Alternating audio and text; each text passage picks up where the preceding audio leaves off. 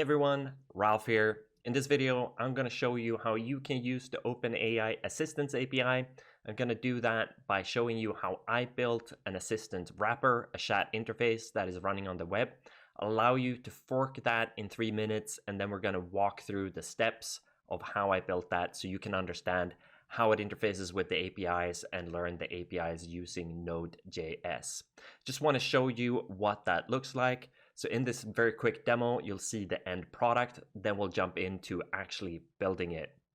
So the app has Google SSO built in. So I already have an account, so I'm just gonna log in and show you what it looks like when you already have assistants and messages or threads set up. So here's an assistant with a couple of past conversations that I have, but let's show you how to create an assistant. Just have a modal where you're gonna provide the assistant name, give it some instructions, and then you can select if you want to have code interpreter or retrieval as well. And that sends an API call to the OpenAI API, creates an assistant that now is available in the UI. You can go ahead and select or create a new thread, and then just going to pass in a first message. And then that gets sent to the OpenAI API, and I'll explain later how that works. And then when we get a response back, we're just going to display that here in the UI. And we're also going to be naming the thread in the app so you can differentiate between different threads. And then you can continue chatting with this assistant or any other assistant. And again, the answer is just going to be displayed together with the question in the UI. And it will be available to you if you log in the future as well, because the app is going to keep state of the different assistant threads and messages. All right, so now you know what the end user experience would look like. Let's jump in to actually showing you how you can replicate this or clone it. And then we'll jump into explaining the code behind it so you can learn a little bit about how you can interact with the Assistants API. So in the video description, there is a link. So if you click that, I'm going to walk you through the steps that you need to take in order to clone this, have this up and running, and start talking with your own assistant through the Assistants API in just 2 or 3 minutes. So if you click on this link, you should see this screen. Now, a quick comment here is that I've built this app on a platform that is called Gadget. You'll find it at Gadget.dev. I'll explain more about Gadget later in this video, but the only thing that you need to know at this point really is that it's essentially infrastructure as a service. It has my backend, my front end, my database, and signing up to Gadget is 100% free. You don't have to provide them with a credit card, and you get a pretty generous amount of resources that you can build apps with that renews every single month. And again, I'll explain more about Gadget later, but you can sign up here without having to worry about having to pay or anything like that. So once you've signed up, you're going to see a screen like this. I naturally have an account, so I'm just going to log in. But once you've signed up, you can see this screen where it says fork AI Assistant example.gadget.app. What Gadget is asking you to do here is to name your project. So I'm going to call this Ralph Building AI Assistant. Already used that apparently. And then I'm just going to go ahead and get started. Now again, I'll explain more about Gadget later, but what I want to explain, what you're seeing here is essentially the editor of Gadget, where you can access your database models, your code, and other aspects. Again, Gadget gives you a backend, a NodeJS backend, a React frontend, and a Postgres database. We'll dive into all of those in a minute, but first I just want to complete the process here and show you how you have forked. So right now, what you're seeing is a clone or a fork of my existing project. Because we're running Node.js, we got a package.json. Just make sure that this ran, you can see this completed, otherwise you can run yarn install here. And then the next step that we got to do is that in the left-hand menu, you got a settings option, click on that, and then click on environment variables. Because we're going to be communicating with OpenAI, we got to provide an OpenAI API key. So make sure that you grab that. I'm going to paste that in here, and I'll put it both in the development, and the production environment. So with Gadget, you get both a development and a production environment. We'll be doing almost everything in the development environment here today, but I'll explain and show you how you deploy it to production if you ever want to do that. And then because every single Gadget app is available publicly on the internet as soon as it gets built, you can see here I have Ralph building AI assistants.gadget.app. I want to prevent users from being able to just log in or create an account, log into my app and start using their own assistants with my API key. So I have set up this other environment variable that I call single user email that is used in a place in code where I essentially check that if any user that doesn't have an email that equals what I put in here, in my case, ralph.elving@gmail.com, if someone tries to sign up with something other than that, they won't be able to. If you leave these blank, anyone can sign up. If you put an email in here, only that email will be able to sign up, and I'll show you how that works later.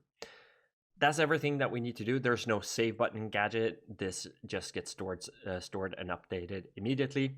So we can go ahead and check our front end. So at the very top here, you have a menu. You can go to app. We haven't deployed our production environment yet, so I'm just gonna click on development.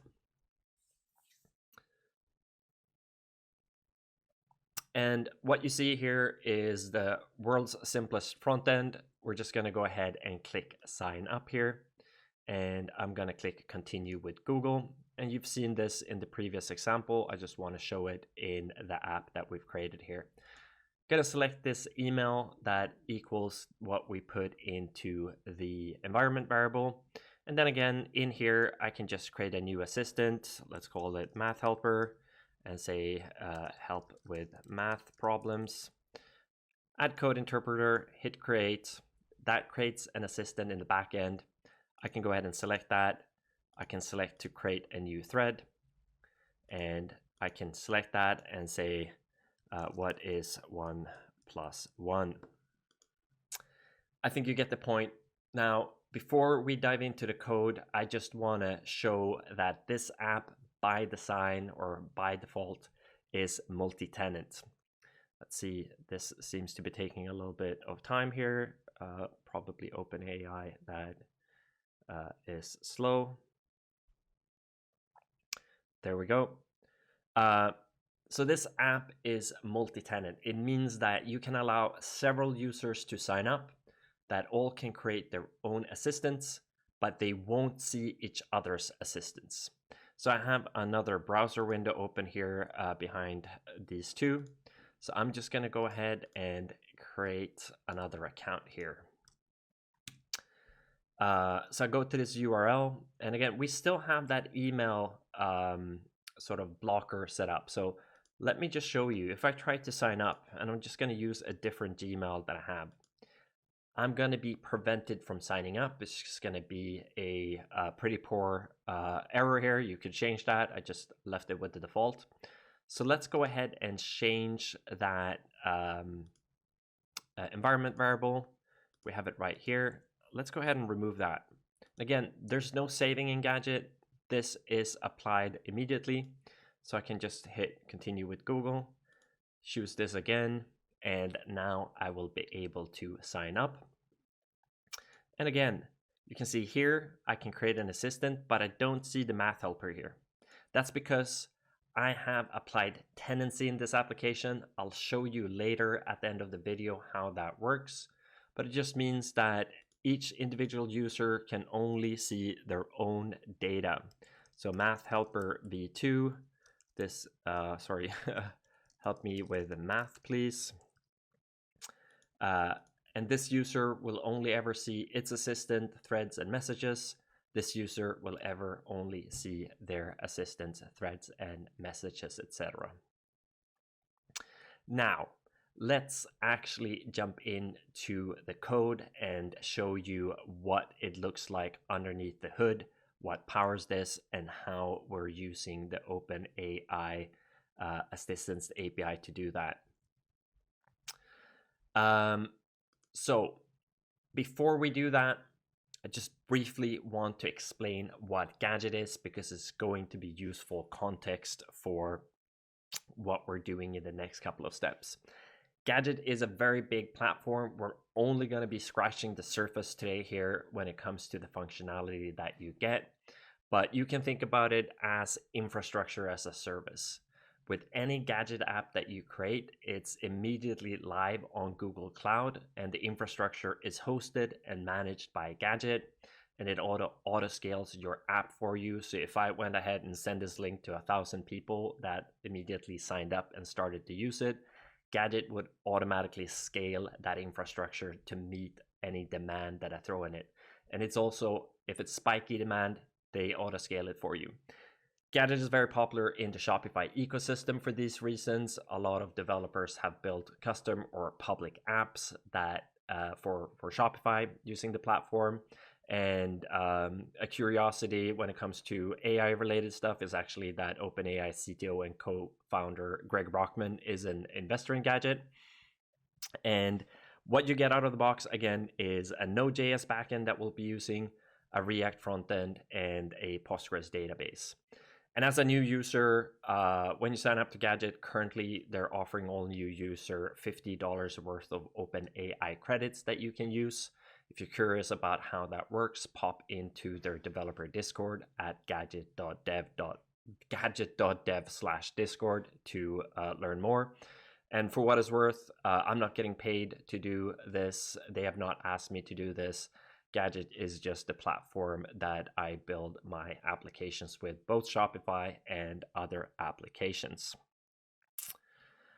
All right, now let's jump into all of it. So we're going to be building assistants here, right? So what I tend to think about assistants, I think about it in 3 different layers. At the top layer, you have your assistant. So you can create an assistant.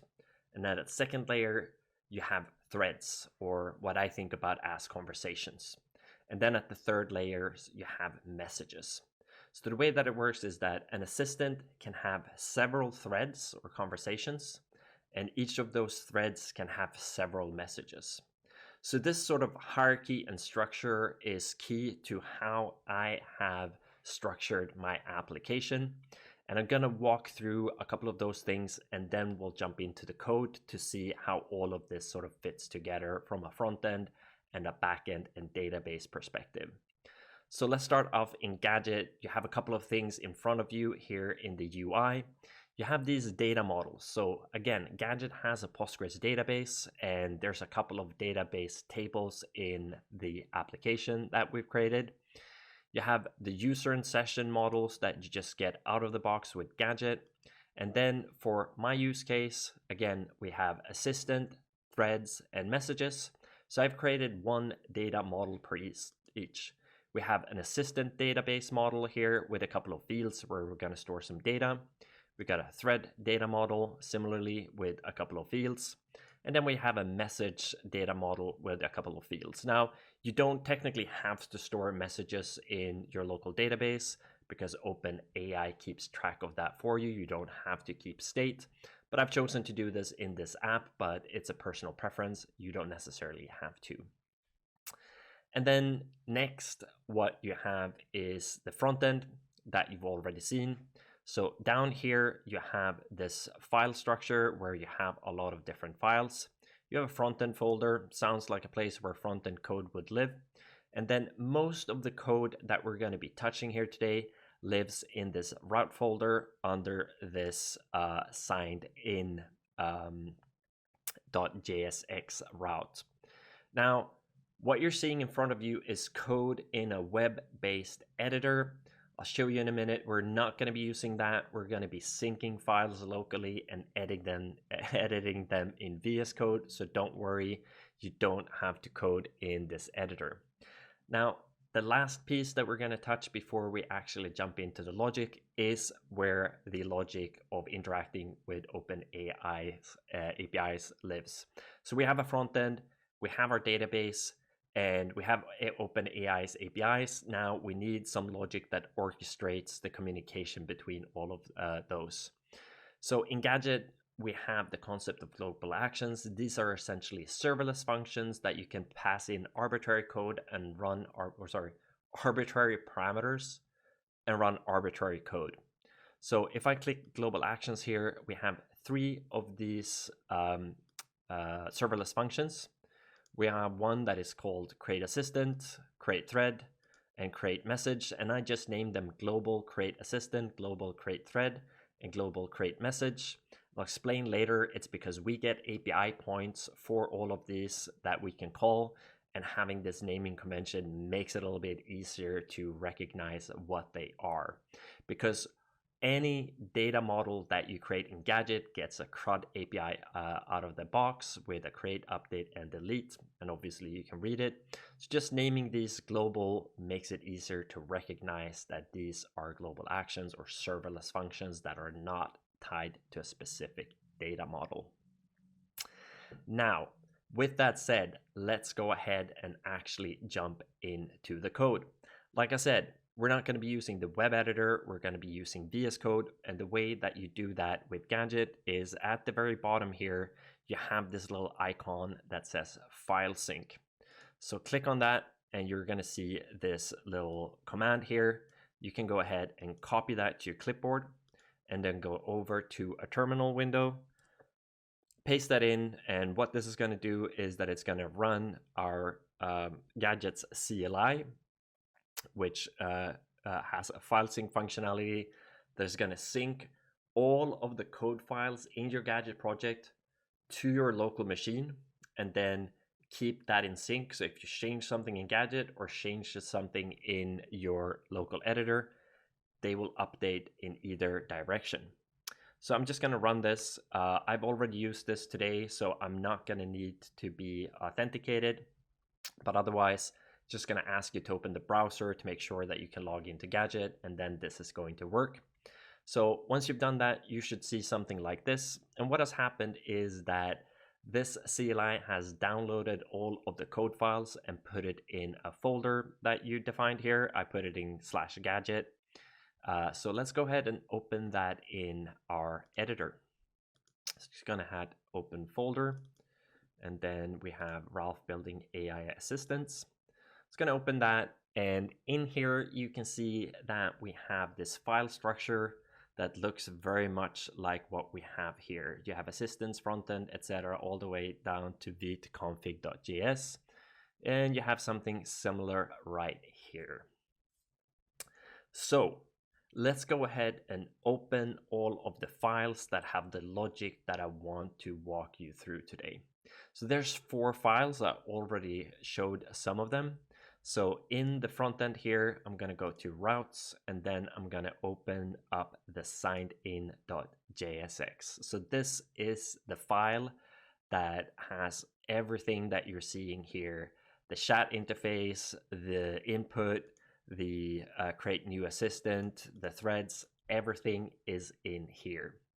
Next, I'm going to be opening up all of these serverless function or global actions, because that's where all of the code that we're using to communicate with OpenAI. So I'm going to open create assistant, create message, and create thread. Just going to go ahead and put them in the logical order. And then what I figured I'll do is that I'll walk through the logical flow of how you create an assistant, how you create a thread, and how you create a message, because that's sort of the logical order that you want to do something in. So in the front end, we're sort of triggering all of those things. So I'm just going to show you very briefly the different places where we're doing that. But most of the focus of this walkthrough is going to be on the backend code.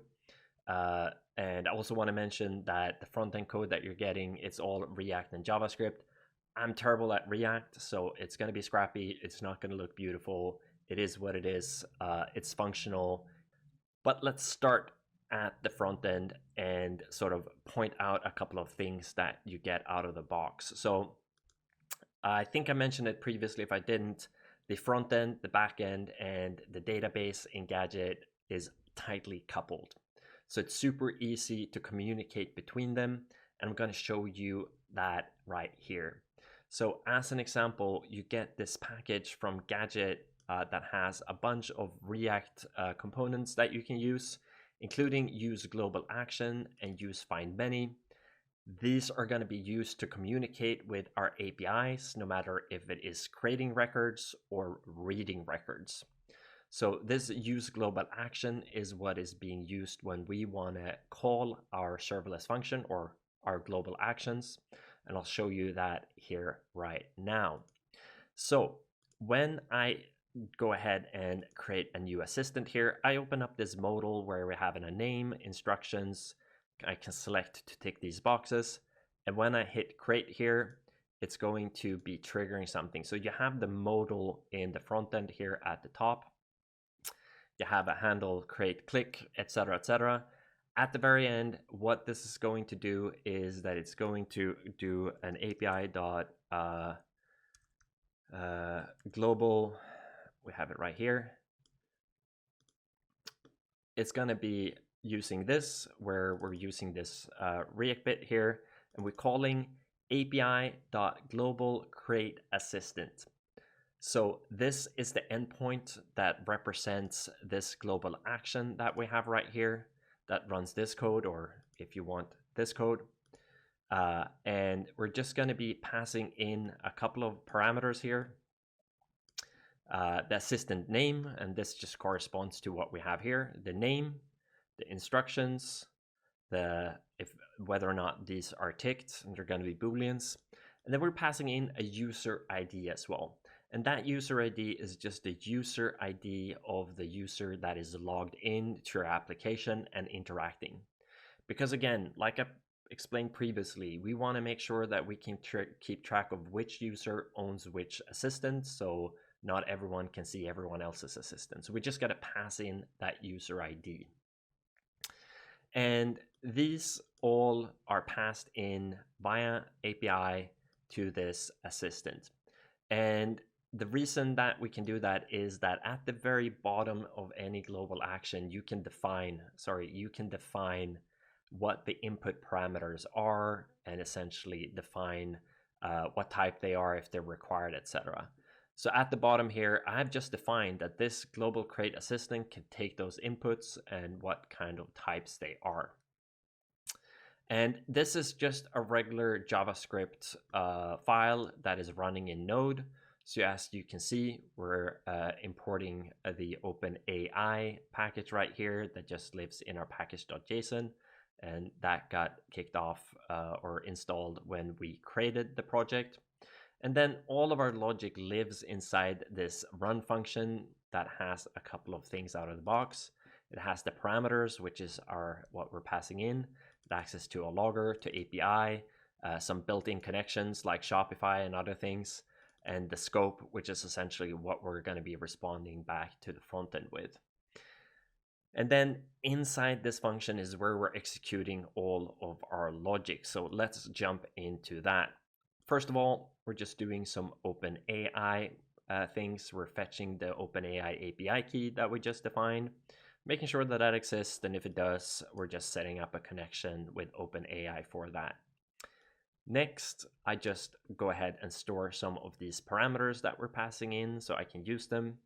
And then before we do this API call, I need to check, has the user selected any tools right here?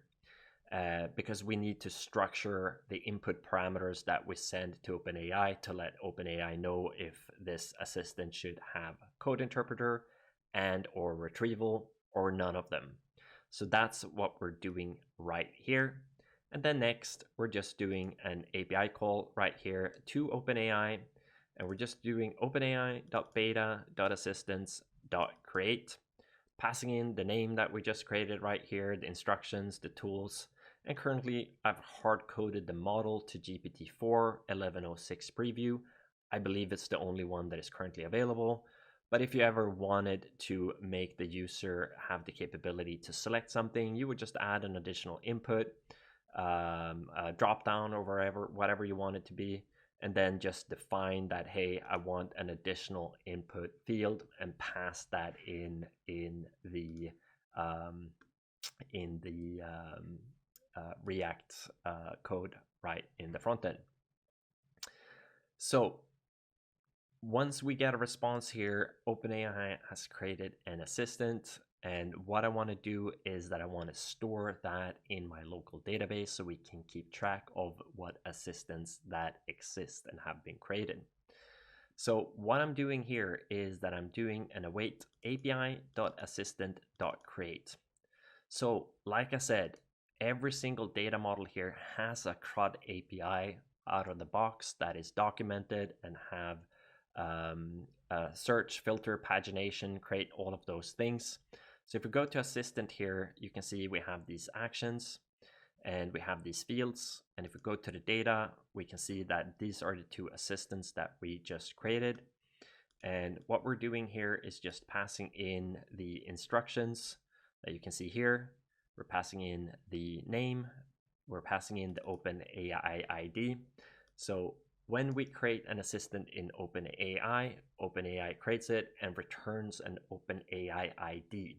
So we need to store this such that in the future, when we want to use this assistant, we pass it back into to the API call, so OpenAI understands which assistant it is that we're trying to do something with. So storing it in a database here allows us to not have to hard code it, but would obviously not use when you try to dynamically generate new ones or have several ones. So we're just storing that in here. And then lastly, the way that these data models are set up is that they have relationships between each other. What I said previously, right, is that an assistant can have several threads and threads can have several messages. So I've modeled that in my database such that a message belongs to a thread and a thread belongs to an assistant. And an assistant also has to belong to a user, so we can make sure that we can differentiate which users owns which assistants or which assistants that belongs to a particular user. So the way that we do that in our API call is just that we define this user right here. We say it's a link, so it's a key to a different model. And we're just providing the user or the input user ID that we got from the front end. And this just means that our database knows that, hey, this one right here is owned by user number 1, and this one is owned by user number 2. And that's it. The last thing that we do in this file is that we return success true to the front end by using scope.result. And then if there are any errors, we try to catch them. I don't believe I do a lot of fancy error handling in the front end. So if that's something that you want to add, maybe that's something to look into. And that's everything that we do in this global create assistant. Now, let's look at the next step, which is when we create a new thread. What is it that we do there? In the front end, it's going to look very similar. We can go ahead and search for a API.global create thread right here. And similarly, this just follows the same pattern. Global create thread is just going to call this global action that we have right here. And this code is the same code that we have here. And we'll look at that in a minute. If we go ahead and look at the input that we're providing to this, I think we have it right here. So when this right here is clicked, we're going to be just passing in some information to this API. We're going to pass the selected assistant ID and the user ID. Now, how do we know the selected assistant ID? Well, when this gets selected right here, we're just going to be calling out to API.assistant. Because all of these database models that we have CRUD APIs generated, when I select this, we're going to be, what actually happens is that when a record gets created in my database, for an assistant for this user. We're going to populate it in here, and when you select it, we're going to keep state of which assistant that you selected. So that's what's actually allowing us to know that when I create a thread for this assistant, we know which assistant it is. Sorry for the confusion there. It's just being kept in state. And similarly to the global create assistant, the way that we can pass in parameters to this serverless function that we use to create threads is that we have defined it in the serverless functions. We're taking this input assistant ID and the user ID. And this should ideally be required as well. Not sure why I left that as not required. And again, this is just a NodeJS function. We're using the OpenAI package, and all of our logic sits inside this run function. Again, we're using some OpenAI code here to establish a connection, and then we're just storing the input parameters into two of these, assistant input ID and weirdly named input user ID. I lost the convention there. And it's just params.input assistant ID, which just refers to these. So by using params, we can fetch the input. And creating a thread is the simplest of all of them when it comes to the API calls that we're making. You just do a await openai.beta.threads.create. You don't actually have to pass anything in. We're going to be defining that in a future call. The one thing that we want to do just is to store the information that we get back from OpenAI. So in my threads data model here, I'm storing threads. And in the threads data model, I'm storing an internal ID, the description that will set eventually, OpenAI ID, and then again, which assistant it belongs to and which user it belongs to. And that is set right here. So I'm calling api.thread.create, which is this create endpoint of my data model.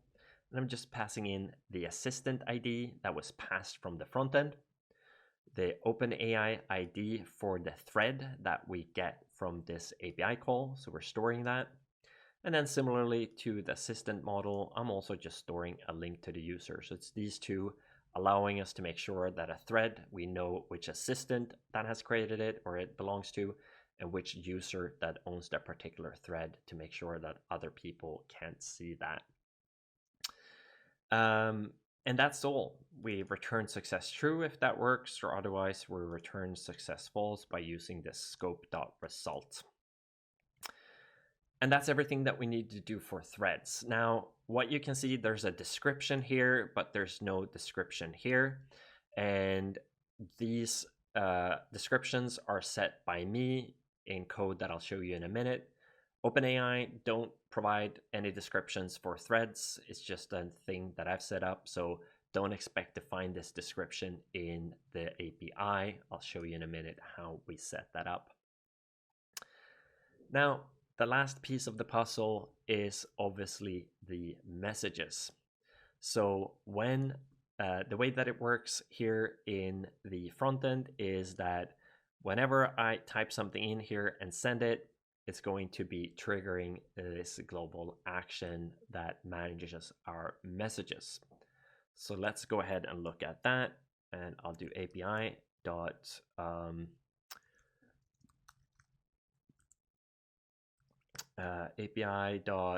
what is it? Global create message. So it's going to look very similar to the other ones. We just have that right here using the use global action, api.global create message. And then we have a use find many here that is looking for new messages. I'll come back and explain this in a minute, but let's first go and look at this. So what we're passing in when you're clicking send here, or when a user clicks send, is that we're passing in the thread ID of the thread that we have open right here. We're passing in the user question, which is the message that the user has typed here. And we're also passing the user ID again to make sure that we know which user that owns a particular message. And again, that just calls our global action here, the global create message. And you know it by now, this is defined here, what inputs it takes.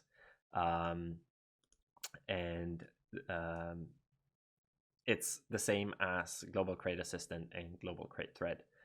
And again, this is Node, so we're just requiring OpenAI. We do the OpenAI bit here where we establish a connection. You know that by now. Similarly, we're just creating these variables to store the inputs that we get from params here. And then what we need to do next is to go and fetch a little bit of information, because what we get from the input from the front end is just a thread ID, a user question, and a user ID. That is not sufficient information for us to do an OpenAI API call, because we also got to provide the assistant ID that we have stored. So we got to go and fetch that. So that's what I do here. I call out to api.thread.findMany. So that's going to peer into the data model right here. And then I'm doing select, and I'm fetching the ID, the description, the OpenAI ID. And then you can do nested fetches here, or nested find many. So I'm going to go into the assistant model that is linked right here and go and fetch its OpenID, ID and OpenAI ID. So it's going to use this, find number one here, go into the data model for number one and go and fetch this and this right here. So that means that with this thread records, we're going to have the thread ID, the thread OpenAI ID, as well as the assistant that owns the thread, that thread. We will get its OpenAI ID. We're doing that by just filtering on this input thread parameters that we have when we're trying to fetch records out of this model right here.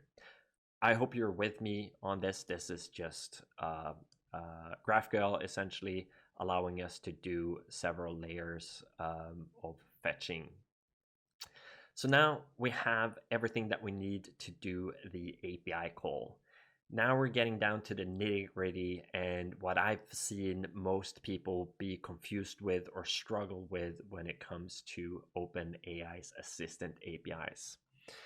It is essentially the requirement to manage runs and manage polling of messages. And what I mean by that, we'll get into here in a few seconds. So the first thing that we're going to do is that we're going to go ahead and create a message. So we're calling the OpenAI.beta.threads.message.create, and we're passing in the thread ID to say we're creating a message for this thread. And then we're saying that the role of the person that is creating this message is the user. If you use the chat endpoints, you have the user, and I don't remember what the other one is, system, I think it is. So we're just setting user here, and then we're passing in the user question. In a lot of other OpenAI APIs, what you would expect to get back is the response or the completion, but not when it comes to assistants. Is a little bit more complicated than that. And this is where the rest of the code provides some assistance here. So this just creates a message in OpenAI, but we have to execute that message and we have to check when that message is completed. So the way that we do that is that we create what's called a run. So to do that, we call OpenAI.beta.threads.run. We create that run, we pass in the thread ID, and then we pass in the assistant ID. If you remember when we created a thread, we actually never defined which assistant it was for. So that's what we're doing here. We're passing in the assistant's OpenAI ID and saying this is the assistant, and we're triggering that run. And then what we have to do is to check when that is completed. Some of these, some of these executions can take a while, and OpenAI don't support streaming yet. So the way that the API is set up is that you don't just sit or wait for the response to come back to you. You step away, and then you got to start pulling and ask, is it ready yet? Is it ready yet? Is it ready yet? So what we're doing here is just immediately after creating this run, we go and check the status. And it's not going to be done within that millisecond or two that it takes to jump from one line of code to the other. But we just want to go ahead and get this initial run status.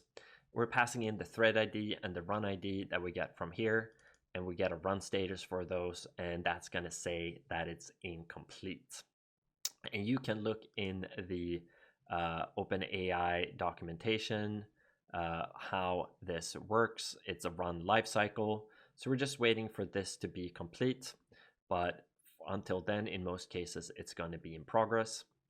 So what we're doing here is just setting up some logic that allows us to back off for a little while, go back and check, is it ready? No, okay, let's back off a little bit.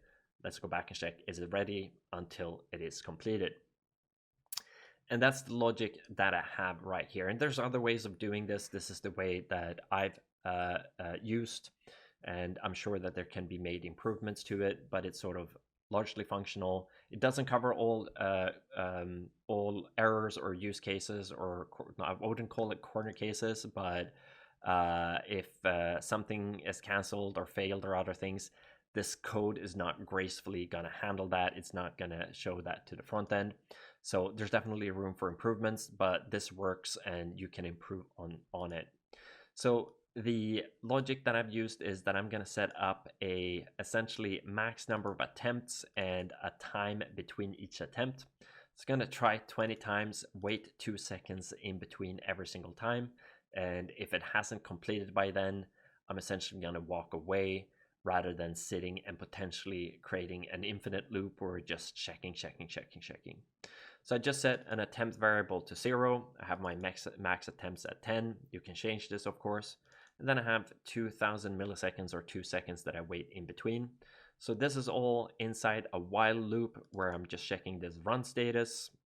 If it's different than completed and attempts is still less than the max attempts here, I'm just going to go ahead and run this right here where I check for if the run status, I retrieve the updated run status, I increment attempts, and then I I pause for 2000 milliseconds, and I just loop this until either I'm out of attempts or this is completed. And it's quite possible if the OpenAI API is very slow, or you have a very complicated question, that you can run out of time before you get an answer. And again, this code doesn't gracefully handle that right now, so that's logic that I would suggest that you look into fixing. And then what we're doing next, if we're assuming that this actually completes, is that, okay, we can move on, and now what happens next is that we can go ahead and fetch an updated list of information for that particular thread. And that list includes all of the messages. So not just the message, the question and answer that you just asked. It actually includes a list of all of the previous question and answers that has been asked in that thread. Actually don't need this logger, so I'm just gonna go ahead and comment it. And because this list of messages is the entire history of a conversation, you could use that in your front end to just traverse through that and show all of those messages. Now, like I said previously, I've actually decided to store the messages locally. for no other reason than convenience and having that history and using it for a couple of other things. So what I'm doing here, which you wouldn't need to do if you're creating an assistant on your own, is that I'm just going to go ahead and fetch the last messages from the assistant and the user, and I'm going to be storing that in my database right here. So I'm just fetching again the last messages in that long list of messages, because that's going to be my most recent question and answer. And then I'm storing that into this message data model right here, where we have the ID of the message, the thread, the user, have a user message, and I just store it. You can see what is 1 + 1, and you have this 1 + 1 = 2, which is just this right here. And if we do this, can you add 3 to it? You'll see that we send that off. It's going to run through this code. And then if we refresh this right here, we can see that these two appears right here. Can you add 3 to it? 1 + 1 = 2. When you add 3 to it, you get 5. Again, you don't have to store these in a database if you don't want to. I just decided to do that. And that's what this logic is right here, similar to how we store assistants, similar to how we store threads. I just store the message here, and because we always have a user message and assistant message, I store them separately right here. You could merge them if you want to. And then the last piece of logic that we have in here is, again, what I showed previously, that a thread has a description. So what I've done is I want to make the front end or the user be able to select different threads. So if we say what is pi with 15 decimals? When I do this, currently this thread right here is blank. So if we go ahead and refresh this, we have this new thread that we created. Description is null. We have an OpenAI ID. When I go ahead and click this send right here, what's going to happen is everything that we've seen so far is going to happen, and then we're going to save the message. And then the last piece of logic that I have right here is what updates the description here. So if the thread record that we're dealing with, if its description is null, which this one is or was at this point, I'm just going to go ahead and call out to the GPT 3.5 Turbo and ask it to provide a description with a few words based on the user question. So that's what I'm doing right here. I'm calling out to the chat completion endpoint to create a completion for this question that I have right here. And then when I get it back, I'm just going to do api.thread.update. So I'm calling the update endpoint of my thread model, and I'm just passing in the input thread ID and just saying, hey, the description right here is whatever this completion endpoint gives me. And you can see, because we refreshed this, you can see that has been updated from null to the value of pi with 15 decimals.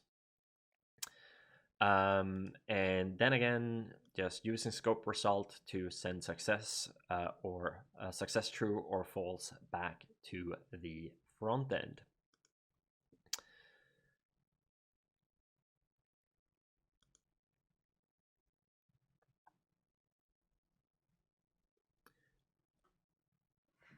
And that's sort of the meat of it. Now, there's a bunch of things that you could add when it comes to things that you can show in the front end.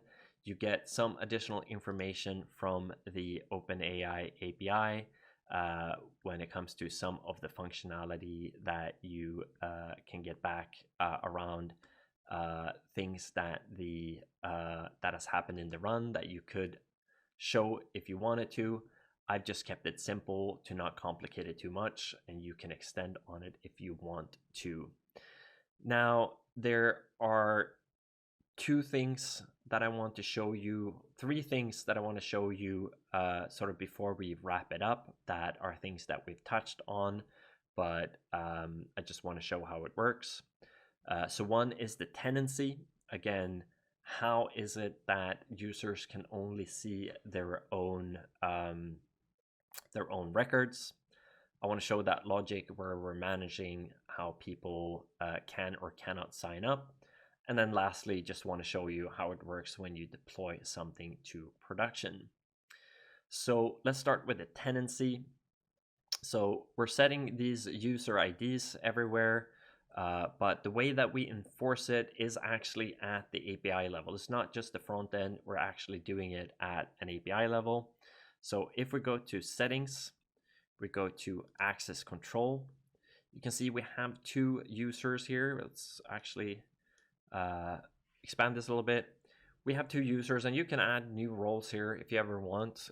We have signed in, we have unauthenticated, and here are all of the various models as well as serverless function or global actions that they can access. So a signed in user can access these because I've granted them access to it. And then they also have access to the assistant, the thread, the message data models.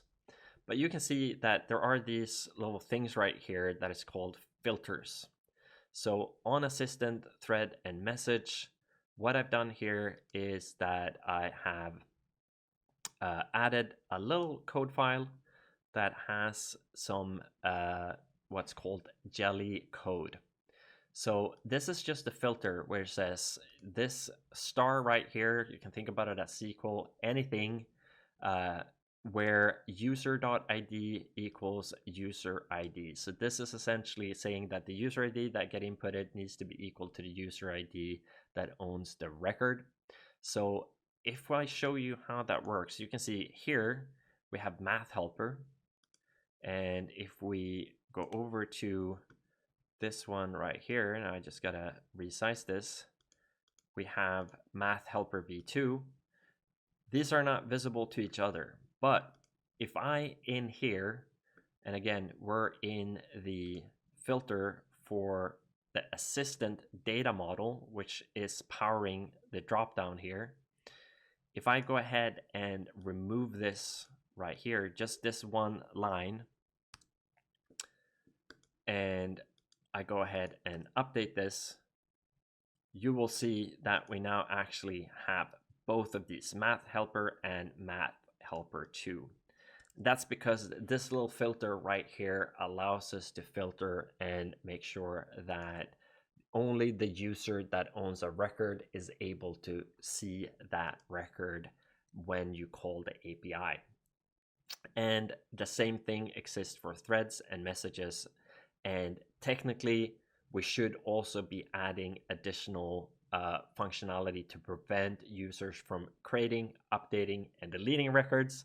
I've been lazy, I haven't added that. If you want to learn how to do it, you can use or read the Gadget documentation. Now, secondly, I wanted to show you how that blocking users to sign up works. So if you remember, in settings, in environment variables, I have this single user email that I removed so I could sign up right here. Now, the way that it works is that when a user signs up, what happens? Well, they authenticate, and then we go ahead and create a user record right here. So you can see we have this first account that I created, and then the second account that I created. And the way that I've set up this prevention of users being able to sign up if I don't want them to is that in the model, we have these actions that are not CRUD actions. They're sign up, sign in, sign out, and update. It's because you can create arbitrary CRUD endpoints. You can say, whoops, I can't use delete. You can create this arbitrary CRUD action. But what to get to my point, when a user signs up, Gadget is using this sign up endpoint, and that sign up endpoint is essentially executing some code that would normally just store a record to the database and say, hey, a user signed up, here's the user record, we have created it. What I have added is a little bit of code that just checks whether or not the user, what it does is that it checks, let's just read the code, it's going to be simpler. So I'm doing a console log here that I actually don't have to do. So I'm just fetching this environment variable single user email. What I do next, if I check if it's null or not. If it's null, it means that anyone can sign up. We don't have to do anything. But if it's set, I want to compare the user that is trying to sign up. And we get that in the parameters because this is an API endpoint and Gadget is sending in the user email that is trying to sign up.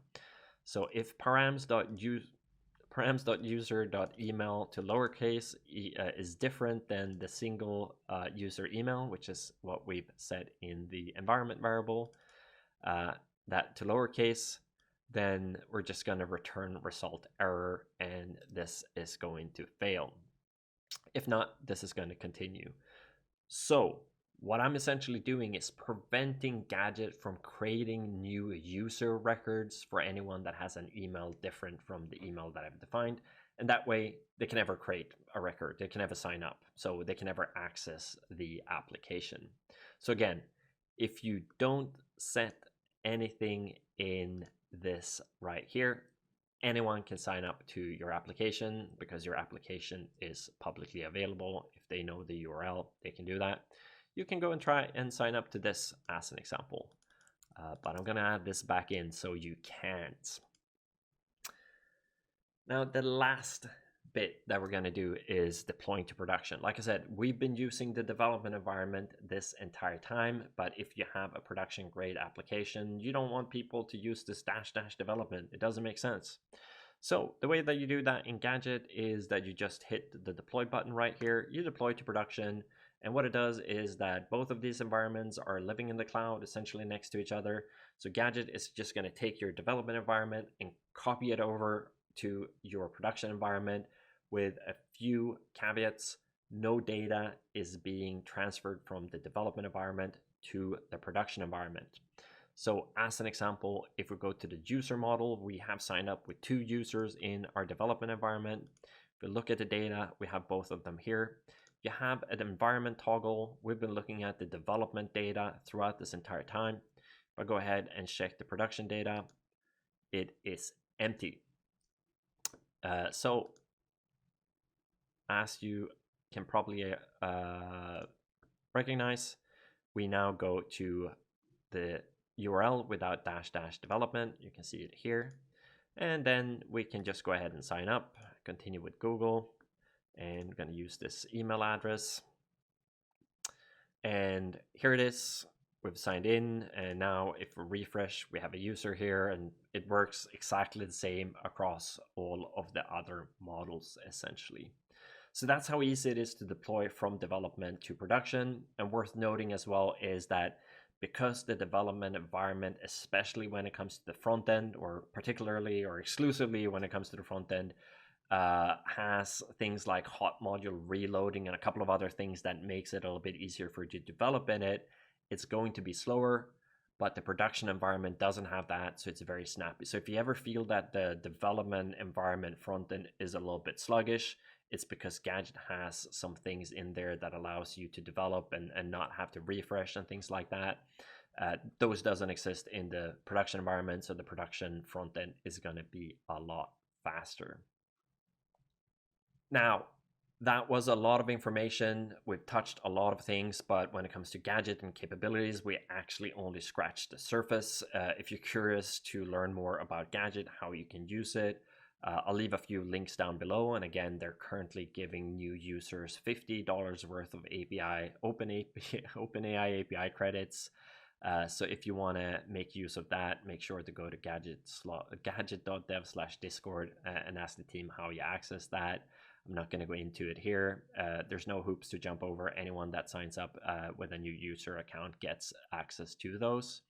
And I hope that this has been useful. I hope it's been helpful. The idea with these tutorials is to help people navigate some of these new things. And today it was the Assistant API. And if it was helpful, please give this video a thumbs up. Feel free to comment if you have any questions. And if you want to be notified when more of these tutorials get published in the future, make sure to subscribe to the channel as well. It's always helpful for me to know if this is useful to you or not. But that's it for this video. Thank you so much for watching. Again, hope it was useful, and maybe I will see you in a future video. Thank you, and bye.